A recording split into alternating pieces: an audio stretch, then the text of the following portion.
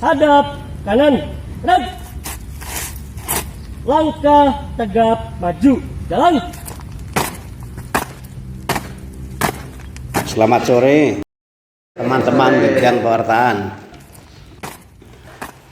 Saya mengajak untuk menghayati betul bahwa fokus pastoral ini menjadi etika di dalam pelayanan.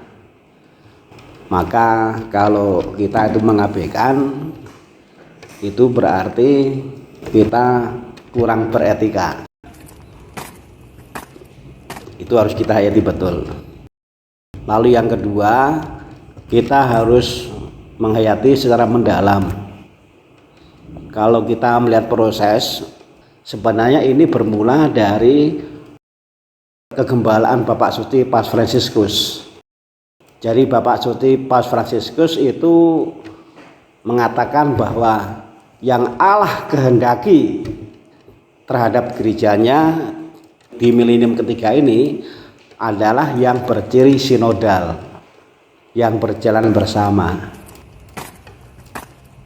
Dan saya yakin kalau Bapak Suci mengatakan seperti ini, di belakangnya ini pasti sudah lebih dulu dikaji oleh para ahli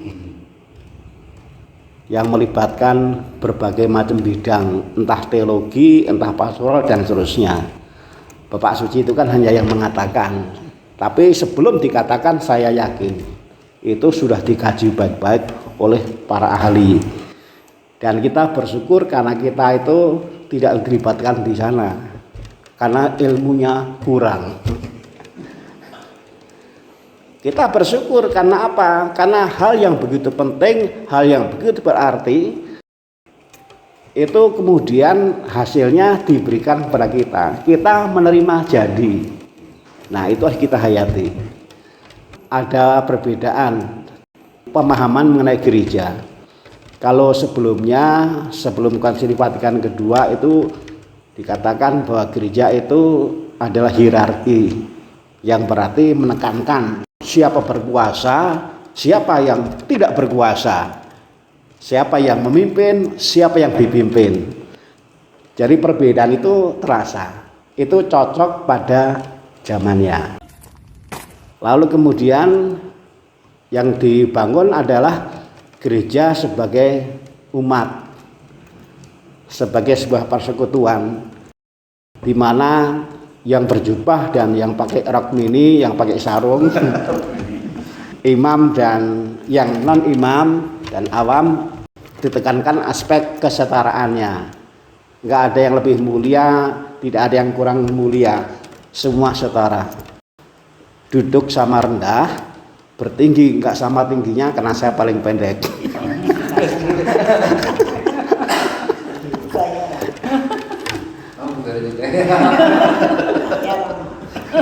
Kita satu marga. Jadi Konsili Vatikan kedua itu menekankan kesetaraan. Nah, lalu mempertajam pemahaman gereja menurut Konsili Vatikan kedua ini, Paus Fransiskus menekankan aspek berjalannya itu dulu, aspek prosesnya itu dulu. Gereja itu harus berjalan, tapi bukan berjalan sendiri, tapi berjalan bersama. Maka memang harus melihat kiri kanan, harus melihat betul siapa yang harusnya berjalan bersama saya, tetapi kok meninggalkan saya, atau kok saya malah meninggalkan orang lain. Maka di dalam pelayanan kita memang harus melihat ini bersama. Berjalan bersama itulah etikanya dalam pelayanan. Nah, kalau kita melihat struktur, maka kita harus melihat baik-baik. Kita harus paham tentang struktur. Lalu kemudian di dalam struktur itu kita lihat, saya mau mengadakan pelayanan soal ini. Kalau saya melihat struktur, siapa saja yang terkait. Nah, kita harus berjalan bersama dengan semuanya sejak awal. Bukan kita merancang kegiatan yang sudah jadi, lalu kemudian orang baru diundang. Itu namanya berjalan bersama tapi terlambat. Nah, sekarang yang dipahami itu adalah bagaimana kita berjalan bersama, bagaimana kita bersinodal, tapi ini proses. Prosesnya harus berjalan bersama. Maka ketika membicarakan di awal itu juga harus terjadi yang namanya berjalan bersama. Jangan ada yang ditinggal, apalagi sengaja ditinggal. Nah, kalau yang saya mencermati kan kadang-kadang ada yang kita tinggalkan karena kita lupa. Tapi celaka, dan ini sangat tidak etis. Sengaja meninggalkan karena kita nggak mau nanti mendapatkan pandangan yang berbeda. Karena itu nanti bisa mengubah konsep saya. Itulah yang disebut mengejar hasil, lalu menghalalkan cara. Ini tujuannya bersama dan di prosesnya harus betul-betul bersama. Jadi kita harus memahaminya seperti itu. Yesus mengutus murid enggak sendiri tetapi berdua-dua. Jadi berjalan bersama ini sebenarnya inilah perutusan Allah yang dihadirkan oleh Yesus. Jadi kita memahami bahwa ini bukan maunya Oskop, bukan. Ini maunya Pastor Porki, bukan. Ini maunya Pastor Katmo, bukan. Ini maunya Pak Andri, bukan. Kita harus punya penghayatan sampai di tingkat. Inilah yang Allah kehendaki. Maka ketika kita nggak menghidupi semangat ini, itu berarti kita mengabaikan kehendak Allah. Itu dosanya 70 kali 7 kali 7 kali 7 kali 7 kali 7 kali 7 kali 7. Berapa? Banyak. Enggak, tapi maksud saya gini. Maksud saya adalah kita harus merasa berdosa. Kalau kita nabrak kehendak Allah yang berkehendak supaya pelayanan dalam gereja itu memang berciri sinodal, berjalan bersama. Kita enggak mengejar hasil. Yang kita kejar adalah proses. Kita berjalan bersama. Memang kalau bersama itu kadang-kadang untuk sampai tujuan lebih lama. Perjalanan kita itu sampai dengan setelah kita mati. Ingat itu. Perjalanan kita sampai dengan setelah kita mati.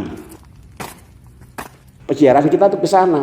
Jadi kita jangan memaksa-maksa seakan-akan harus terjadi sebelum tanggal 2 Maret misalnya. Perjalanan kita itu sampai dengan setelah kita mati. Apalagi kita tuh berlindung pada Kristus Yesus sebagai Raja semesta alam yang mengadili. Jangan sampai nanti kita diadili dan dijebloskan sama dengan kambing. Disate, diguling, dibuat tongseng. Jangan sampai. Jadi yang kita lakukan ini sebenarnya juga nanti menjadi pertimbangan Yesus Kristus sebagai Raja di dalam mengadili. Saya bukannya menakut-nakuti ya, tetapi maksud saya adalah kita harus punya penghayatan rohani yang sampai ke sana. Ini yang disebut pertimbangan teologis, pertimbangan spiritual. Karena ini bukan kegiatan organisasi. Ini adalah upaya bekerja sama dengan Allah yang berkehendak supaya semangat berjalan bersama ini sungguh-sungguh dilakukan. Lebih dalam dari sekedar soal organisasi, lebih dalam soal itu, lebih dalam.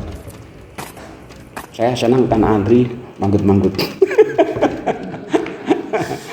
Nah, jadi nomor 1 adalah kita harus memahami ini.